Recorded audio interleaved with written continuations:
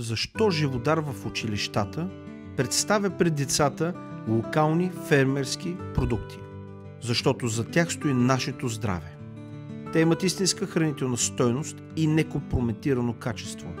За тях знаем как се произвеждат, кой стои за тях и каква е неговата история.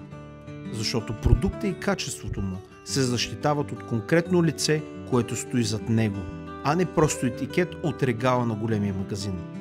Такива продукти, чиято история трябва да знаем, да разкажем на децата и да предадем след себе си. Като историята на крок-мача, зеленото сирене от черни вид, дърпания кашкавал тип гюбек или зрелият овчи кашкавал във вино.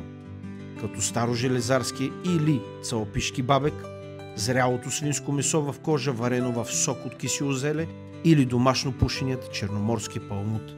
Така както историята на тарханата, синдермиото, ракитският катък, зрелите сирена от Смилян, парнар, тейзе, гайда и геран, така както и историята за хляба на Пламен, на Георги, на Владо, за продуктите на Валери Нешов, на ферма Златното руно, на Минчо и Мико растенията и още много, много истории, които да запалят децата и зрелите хора за стойността на истинският и честен продукт.